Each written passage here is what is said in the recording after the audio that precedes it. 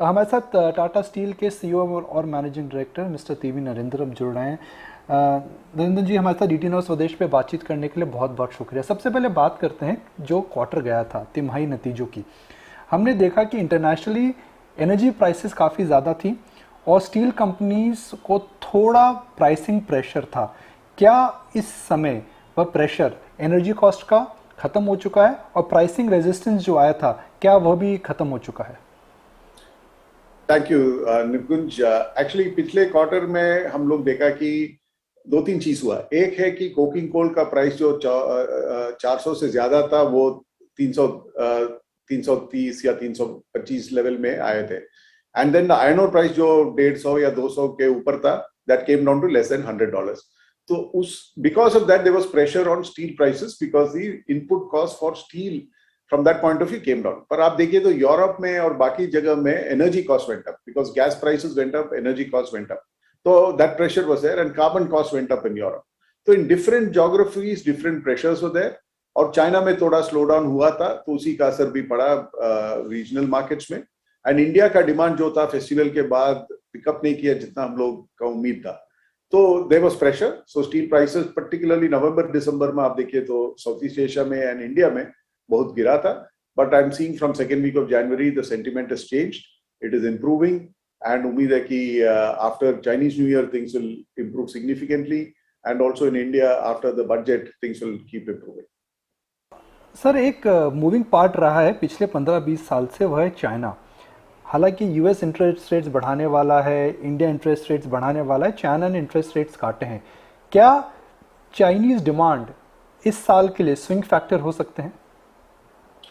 तो आप देखिए तो चाइना में जो वो लोग कर रहे हैं लोकल इकोनॉमी को मैनेज करने के लिए, वो एक बात है। एंड उसी का असर पिछले 2 साल से हम लोग देखा है क्योंकि बीच में इंडिया से भी हम लोग चाइना स्टील एक्सपोर्ट करते थे।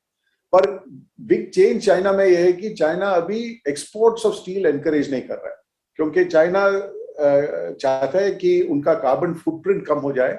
सो they don't want to import raw material and export steel and leave a carbon footprint behind. तो चाइना आई थिंक उनका अपना economy they will manage and they are no longer a threat in the international trade as they were, at least for commodities and products like steel. तो रंजन जी, अगर हम एक steel के साल की बात करें, पिछला 18 महीना कोविड के बाद वाला पीरियड स्टील कंपनीज के लिए बहुत अच्छा गया है। क्या आपको लगता है डिमांड और मार्जिन्स नॉर्म इस बार जो अच्छे थे वह रह पाएंगे, या आपको लगता है कि somewhere demand will be high मगर प्राइसिंग प्रेशर आता रहेगा?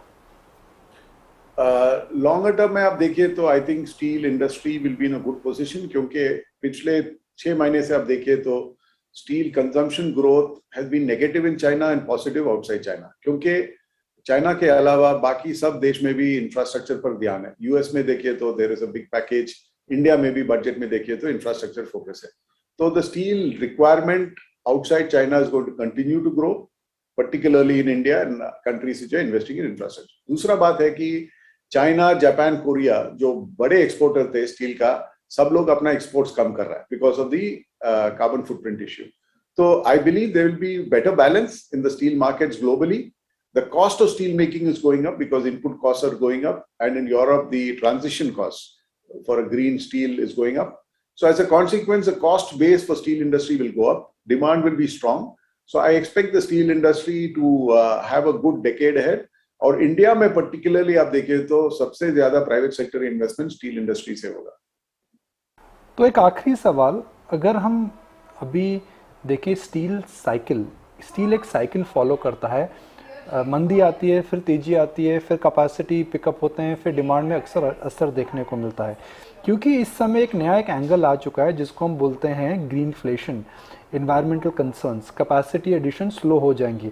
तो आपको क्या लगता है जो स्टील साइकिल है जो कि 2020 में चालू हुई थी, 2020 अप्रैल मई से स्टील साइकिल ने जो रफ्तार पकड़ी है, क्या आपको लगता है कि इस साल की स्टील साइकिल लंबी और डिफरेंट रहेगी?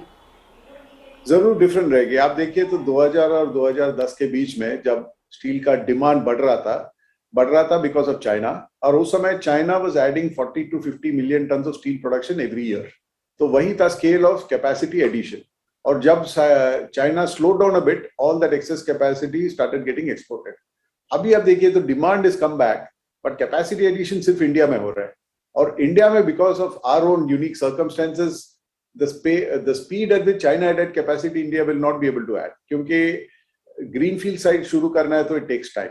That's why as Tata Steel we are focused on our brownfield sites, and we have acquired Neelachal also, क्योंकि with these sites Tata Steel can grow very fast, and in India unless you have a brownfield site it is very difficult to grow fast. So I don't think in India we will add to supply as fast as China did. China is no longer adding to supply. China तो supply is cutting, they are cutting steel production, and बाकी आप देखिए तो very few countries are adding steel production. Only India is adding steel production, maybe to some extent Southeast Asia. So I think the steel supply जो demand है will be more balanced during this decade. जो cyclical तो होगा, prices will go up and down, but it will be far more healthier for the industry in this decade than it was in the last decade. तो जी आप हमारे साथ DT news स्वदेश पे जुड़े, इसके लिए बहुत बहुत शुक्रिया, और आपने हमें अपने नतीजों के बारे में बताया, इसके लिए एक बार बहुत बहुत धन्यवाद.